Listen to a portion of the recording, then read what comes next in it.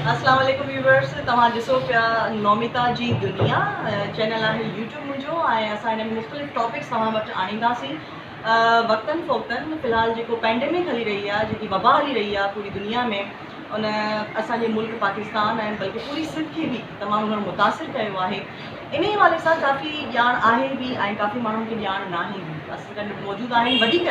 इन बारे में असां ॻाल्हि ॿोल करण जी कोशिशि कंदासीं। डॉक्टर मुनीब इदाफ़ी सां असां गॾु मौजूदु आहिनि। डॉक्टर साहब, तव्हां ॿुधायो त जेकी कोरोना वायरस आहे, छा इन जो इम्पैक्ट आहे पूरी दुनिया मां जेको हे पाकिस्तान आयो आहे? छा कारण आहिनि, कीअं थो फैलिजे, छा माण्हुनि में अवेयरनेस न आहे, कीअं आहे? अस्सलाम वालेकुम। नमिता मुंहिंजो नालो डॉक्टर मुनीब इदाफ़ी, कराची में जनरल प्रैक्टिस में मैं गवर्नमेंट जी इम्पोर्टेंट पोस्ट पे कम कर रहा हूँ काफ़ी अर्से खां वठी। ॻाल्हि इहा आहे त तव्हां हिकिड़े सुवाल में इलाही सुवाल आहिनि। हाणे नंबर 1 जेको सुवाल आहे त कोरोना आहे छा? कोरोना जेके असां कोविड-19 बि चऊं था, हिकिड़ो अहिड़ो वायरस आहे जंहिंजे करे वबाई मर्ज़ फैलिजे था। जीअं पुराणा हिकिड़ा इलाही वायरस ऑलरेडी असांजे हिन में दुनिया में मौजूदु आहिनि, जीअं हेपेटाइटिस वग़ैरह आहे। सो उनजो ॿियो प्लेग आहे, तव्हांजो येलो फीवर आहे, ब्राज़ील में ज़ीका वायरस जे नाले सां हिकिड़ो वायरस आहे। पर इहे हिकिड़े लिमिटेड स्केल ते हुआ जंहिं हिकिड़े महदूद एरिया में तबाही मचाई हुई। अॼु खां 100 साल अॻु 1918 में हिकिड़ो इंटरनेशनल लेवल ते पैंडेमिक आयो हो, जंहिंखे असां चऊं था स्पेनिश फ्लू। इहो यूरोप में आयो ऐं यूरोप में तबाही मचाई। इन जे लाइ चयो थो वञे त उन वक़्त जी जेका दुनिया जी मालूम आबादी थी, उनजो चौथों हिसो इन वायरस जे करे इन्वॉल्व थियो ऐं तक़रीबन 5 करोड़ माण्हू इन में फौत थी विया। इन ई तरीक़े सां हाणे वरी ही वायरस हिकिड़ो पैदा थी वियो। इन जे लाइ मुख़्तलिफ़ थ्योरीज़ आहिनि त इहो चाइना छॾियो, अमेरिका छॾियो, असांखे इन सां वास्तो कोन्हे को। असांखे तालुक़ु इन जो आहे त असां इन जे लाइ करे छा था सघूं। पहिरीं ॻाल्हि त इहो वायरस जॾहिं लॻे थो, इन में कुझु सिम्टम्स प्रोड्यूस कंदो आहे। असांजे लंग्स में जेके सेल्स आहिनि, न्यूमराइटस थी वञे उन तरीक़े सां, त फेफड़नि जूं जेके अंदरूनी नालियूं आहिनि उन्हनि में स्वेलिंग अची थी वञे ऐं उनजे करे साह खणण में वधि में वधि तकलीफ़। सेम सिम्टम आहिनि जीअं ज़ुकाम ऐं फ्लू जूं थींदियूं आहिनि ऐं उनखां पोइ बुखार ईंदो आहे। पर इम्पोर्टेंट ॻाल्हि जेका आहे उहा साह ऐं तकलीफ़, फेफड़नि जे नालियुनि जी सुॼी वञण जी आहे। हाणे हुन में थिए छा थो, ज़ाहिर एयरबॉर्न इंफेक्शन आहे। माण्हू खंघे थो, ॻाल्हाए थो ऐं निछूं ख़ासि करे जॾहिं निबियूं आहिनि उन में उनजे ज़रिए हवा में स्प्रेड थिए थो ऐं ॿिए साम्हूं वारे कंहिं बि माण्हू खे मुतासिर करे सघे थो। इन खां अलावा छो त हिन जो वायरस जो साइज़ आम वायरस थोरो वॾो आहे, वॾो साइज़ आहे। ईअं करे सम्झो त हिकिड़ो फ्लू जो वायरस, उनजो साइज़ 0 माइक्रोन जे आसपास आहे, त हिन जो साइज़ थोरो ईअं खणी सम्झो हुन खां 100 भेरा वॾो आहे, 100 माइक्रोन जे क़रीब। उनजे करे ही वायरस सपोज़ मूं चए पिया टेबल आहे, का छुअण जी शइ, तो दरवाज़े जो कड़ो, नॉब वग़ैरह उन ते वञी वेही रहंदो ऐं काफ़ी अरसे ताईं, इवन 24 कलाकनि ताईं उते मौजूदु रही सघे थो। पोइ या त डायरेक्टली तव्हां कंहिं माण्हू जे साम्हूं आयो जेको ऑलरेडी कोविड जो इंफेक्टेड आहे, उनजे ॻाल्हाइण, खंडण, थुकण जे करे उहो वायरस तव्हांखे डायरेक्टली लॻी सघे थो साह जे करे। या वरी तव्हां टच कयो था उन्हनि शयुनि खे जेके शयूं ऑलरेडी इंफेक्टेड आहिनि उन माण्हू जे छुअण जे करे उहो वायरस उतां अची तव्हांजे हथनि जे ज़रिए वात ऐं नक ते लॻी सघे थो ऐं नेचुरली तव्हां हुन मां मुतासिर थी सघो था। छो त इहो वबाई मर्ज़ आहे, उनजे करे हिन जी सर्कुलेशन आहे ऐं जेकॾहिं तव्हां घर में वेंदो, ख़ुदा न ख़ास्ता ॿारनि खे, घर वारनि खे, सभिनी करे लॻी सघे थो। करिणो छा आहे हिन में, असांखे जॾहिं पहिरीं ख़बर पइजी वञे त वायरस अची वियो आहे या असांखे अहिड़ियूं सिम्टम ॿुधी करे शक थी सघे थो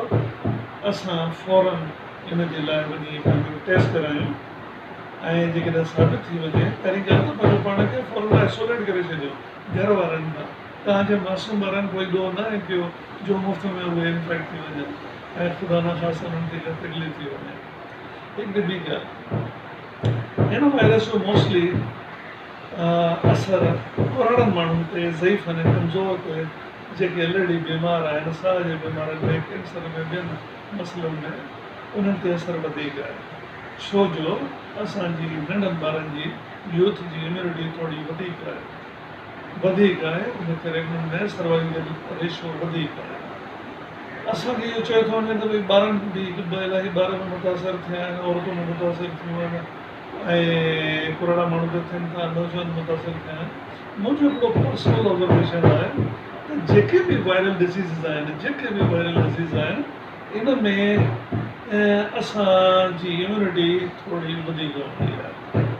वधीक हूंदी आहे जेके असां एशियन आहियूं या पाकिस्तानी आहियूं उनजो रीज़न शायदि इहो हिकिड़ो थी सघे थो त असां नंढे हूंदे खां वठी असांखे एक्सपोजर आहे मुख़्तलिफ़ इन्फेक्शन जे लाइ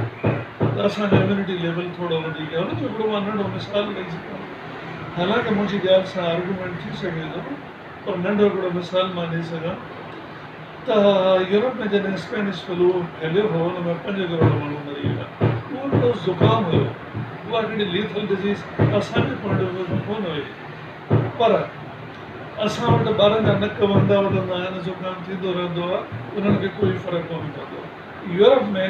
हींअर बि flu shot most important vaccine आहे जेका अंग्रेज़नि खे ॼमण सां ई लॻंदी आहे ऐं पूरी लॻंदी रहंदी आहे रिमेंबर अंग्रेज़ खे जेकॾहिं फ्लू थी वियो उहो मरी वेंदो विझंदो कोन असां वटि इहे कोन इहा हिकिड़ो पॉज़िटिव ॻाल्हि हुई त हरूभरू मायूसी जहिड़ी ॻाल्हि कान्हे बट तव्हांखे पंहिंजो एहतियात करणु खपे ऐं जीअं अॼुकल्ह असां ॾिसूं था त 1 मार्च ते असां वटि कोई 5 केस हुया ऐं 1 अप्रैल ते असां वटि कोई 2,500 जे क़रीब केस हुया कोविड जा ऐं 1 अप्रैल ते असांखे 16,000 खां वधीक केस मौजूदु आहिनि सो हिन मां तव्हां अंदाज़ो लॻाए सघो था त केॾी तेज़ी सां फैलिजी रहियो आहे भले हिन जो रेशो तव्हां 0.01% बि वठो पर उमेद करे सघूं था त अलाह करे उहो तव्हां न वठो अच्छा डॉक्टर साहब हिकिड़ी मतिलबु माण्हू जेके बेहाड़ी में आहिनि मतिलबु कराची असां ॾिसूं था दुकानूं त बंदि लॻी पयूं आहिनि पर तॾहिं बि ट्रैफिक पब्लिक ट्रांसपोर्ट बंदि आहे बसिस बंदि आहिनि लेकिन ट्रैफिक उहो ई आम जाम घुमे करे असांखे रोडनि ते नज़र अचे पई ॻाल्हि इहा आहे त आम बहिराणी में जेके असांजा इंटीरियर सिंध आहे उन में जेके माण्हू आहिनि उहे ॿाहिरि वञनि था नमाज़ूं पढ़नि था मस्जिदनि में ऐं एॾी एहतियात जीअं हाणे हिते असां पाण एहतियात कयूं पिया न घर वञण सां ई साबुण सां धोई करे को घर वारनि सां ॻाल्हाइणु या कुझु बि XYZ एॾो एहतियात असांखे नज़र न पियो अचे छा इहे कारण थी सघनि था त असांजे इहो कोरोना वायरस बदिली थो थिए ॾिसो नमिता वायरस जेको फैलिजी रहियो आहे उहो घणो करे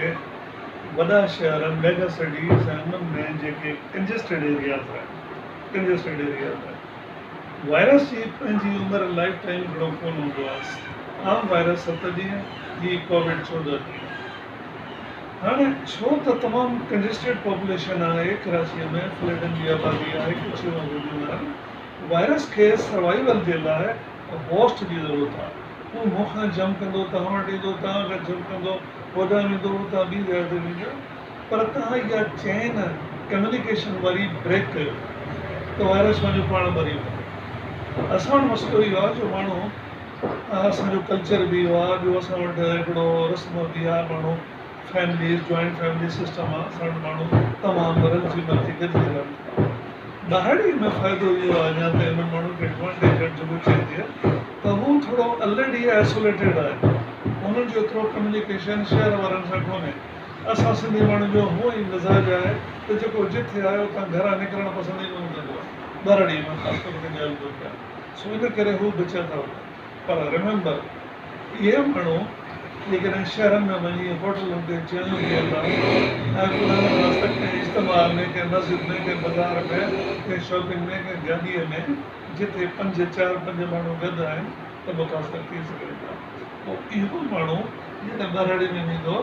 त उहो ॿियनि जे लाइ मुसीबत जो सबबु बणिजी सघे। हिन वक़्तु एडवांटेज आहे हुननि खे आइसोलेशन, पाण खे अलॻि रखो, महफ़ूज़ रहो। अच्छा डॉक्टर साहब, हिकिड़ो ॿियो बि मुंहिंजे ज़हन में सुवालु आहे, शायदि ॿियनि जे ज़हन में बि हूंदो, व्यूअर्स जे ज़हन में बि हूंदो, त जेकी डेथ्स थियनि थी पयूं, अगरि कोई करोना वायरस बिगे फोत थो थी वञे, त उनजी बॉडी खे बि जेको आहे वारसनि जे हवाले नथो कयो वञे, या हिनखे पाण ई पाण मुरादो अलाए कीअं दफ़नायो थो वञे, या हिकिड़ो अहिड़ो रुझान पैदा थी वियो आहे त करोना जो डपु वधीक थी पियो आहे माण्हुनि खे न, त इहो छा डेड बॉडी जे ज़रिए बि फैलिजे थो माण्हुनि में? वेल, इन में थोड़ी कंट्रोवर्सी आहे। एक्चुअली यूरोप ऐं अमेरिका में जेको असां एग्ज़ाम्पल हुननि सेट कयो, त हुन छो त हुते हूअं ई माण्हू अकेला हूंदा आहिनि, ऐं जॾहिं कुराड़ा वधि में वधि माण्हू उहे फोत थी विया आहिनि ओल्ड एजिस ऐं ओल्ड एज हाउसिस में, जिते हुननि जा वारस हुननि खे मिलण ई कोन ईंदा आहिनि। पोइ उन्हनि खे थेलनि में, प्लास्टिक जे थेलनि में बंदि करे एहतियातनि त मथां वायरस लॻी वञी खॾनि में उछलाए हिकिड़ी इज्तमाही क़दम बणाए उन्हनि खे। इहो एग्ज़ाम्पल असां वटि जेको अची वियो त ख़ौफ़ पैदा थी वियो। उसूलनि जेको माण्हू फोत थी वियो, अगरि उनजी बॉडी ऑलरेडी कवर्ड आहे, ॾिसो वायरस फेफड़नि में आहे, हुनजो जेको कम्युनिकेशन जो तरीक़ो वायरस जो जंप आउट करण जो, साह मां निच मां फेफड़ में आहे। तो तव्हां अज़्यूम करे सघो था त इहो मुमकिन कोन्हे उहो माण्हू साह कोन थो खणे त तव्हां हुनखे इन्फेक्ट थी सघो। अगरि हुनजी बॉडी ते वायरस मौजूदु आहे, माना हीअ आहे त कोई हुन हथ नथो पए लाता अॻ में मरण खां अॻ में, या कवर्ड न हुयो जिस्म, या प्रॉपर केयर न हुई, उहा हिकिड़ी एहतियात आहे त जिस्म ते गिराए त तव्हांखे लॻी सघे थो। बट मां नथो सम्झां त कंहिं मुर्दे माण्हू खां ख़ौफ़ करणु खपे। इहो हिकिड़ो ख़ाम जो ख़ौफ़ आहे। इहो यूरोप ऐं अमेरिका में जेके असां मिसाल ॾिठा, उनजे करे असां वटि बि थी वियो आहे। असां पंहिंजे मुर्दनि जी जेके मयतूं आहिनि उन्हनि जी सही तरीक़े सां, इज़त वारे तरीक़े सां तफ़सील कयूं त बहितर आहे। Thank you so much doctor, तव्हांजी वॾी वॾी महिरबानी, तव्हां असांखे टाइम ॾिनो। तव्हांखे इहो चैनल सब्सक्राइब करणु खपे। व्यूअर्स, इहो मुंहिंजो चैनल आहे नौमिता की दुनिया, यूट्यूब ते इहो चैनल आहे, सब्सक्राइब कयो, लाइक कयो ऐं शेयर कयो।